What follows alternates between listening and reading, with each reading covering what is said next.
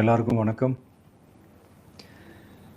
இந்திய அரசியல் சாசனம் நம்ம தமிழ்நாட்டில் இருக்கிற எல்லாருக்குமே கொடுத்துருக்கிற உரிமையில் ரொம்ப ரொம்ப முக்கியமானது ஓட்டிங் ரைட், வாக்குரிமை.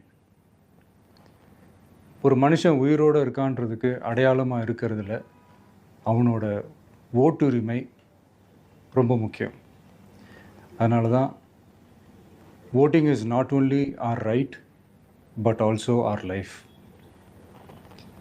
ஒரு முக்கியமான விஷயத்தை பற்றி இப்போ நான் உங்ககிட்ட ஷேர் பண்ண போகிறேன். இது நான் ஃபஸ்ட்டு கேள்விப்பட்ட உடனே எனக்கே ரொம்ப ஷாக்கிங்காக தான் இருந்தது. இப்போ நான் பேசிகிட்டு இருக்கிற இந்த நேரத்தில் தமிழ்நாட்டில் இருக்கிற நம்ம யாருக்குமே ஓட்டு போடுற உரிமையே இல்லைன்னு சொன்னால் நம்புவீங்களா? நீங்கள் உட்பட யாருக்குமே அது இல்லை. நான் பயமுறுத்துறேன்னு நினைக்காதீங்க, அதுதான் நிஜமும் கூட. கொஞ்சம் ஏமாந்தால் நம்மளை மாதிரியே இன்னும் லட்சக்கணக்கான பேருக்கும் இதே நிலைமை தான். ஓட்டு போடுற அந்த உரிமையே இல்லாத மாதிரி ஒரு நிலைமை வந்தாலும் வரலாம். இதுக்கு மெயின் ரீசன் அந்த எஸ்ஐஆர், ஸ்பெஷல் இன்டென்சிவ் ரிவிஷன், சிறப்பு தீவிர திருத்தம். இப்போது இந்த எஸ்ஐஆர் நம்ம தமிழ்நாட்டில் எப்படி ஒர்க் ஆக போகுது?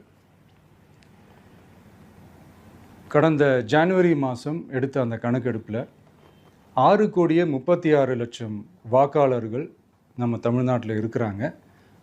ஆனால் அவங்க யாருக்குமே இந்த ஓட்டு போடுற உரிமையே இல்லை.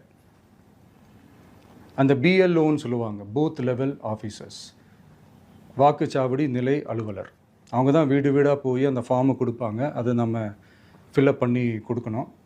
அதை தேர்தல் ஆணையம் அதை எடுத்துகிட்டு போய் அதை ஸ்க்ரூட்டினைஸ் பண்ணி அது எல்லாமே கரெக்டாக இருக்கான்னு செக் பண்ணி பார்த்ததுக்கப்புறம் அந்த வாக்காளர் பட்டியலை வெளியிடுவாங்க. அந்த வாக்காளர் பட்டியலில் நம்ம பேர் இருக்கணும், அப்போ தான் நம்மளால் ஓட்டு போட முடியும். அந்த புது பட்டியல் வர்ற வரைக்கும் நம்ம வாக்காளர்களான்றது அது உறுதியே செய்ய முடியாது. இன்கேஸ் அந்த புது பட்டியலில் நம்ம பேர் இல்லைன்னா அது ஒரு தனி ப்ராசஸ், அது ஒரு தனி ஃபார்ம், அது ஒரு தனி கிளைம்ன்ற மாதிரி அது ஒரு வேறு வேலை. ஸோ இந்த மாதிரி நிறையா சிரமங்கள் குழப்பங்கள் இருக்கிறதுனால மக்களுக்கு இது மேலே ஒரு கன்ஃபியூஷன் ஒன்று இருக்குது. இது என்ன வெரிஃபிகேஷனா இல்லை ஒரு மறைமுக ரீரெஜிஸ்ட்ரேஷனா இல்லை இது ஒரு நியூ ரெஜிஸ்ட்ரேஷன் மாதிரியே தானா அப்படின்ற மாதிரி நிறைய கன்ஃபியூஷன் இருக்குது. அவங்க செய்ய வேண்டியதெல்லாம் ஒன்று தான். இந்த மாதிரி வீடு வீடாக போய் அந்த என்யூமரேஷன் ஃபார்ம் நம்ம ஃபில்அப் பண்ணி கொடுக்கும்போது அதுக்கான அக்னாலேஜ்மெண்ட்டை அந்த பிஎல்ஓ அந்த ஆஃபீஸர்கிட்ட இருந்து நீங்கள் வாங்கிக்கணும். அது ரொம்ப ரொம்ப முக்கியம். இது நான் சொல்கிறது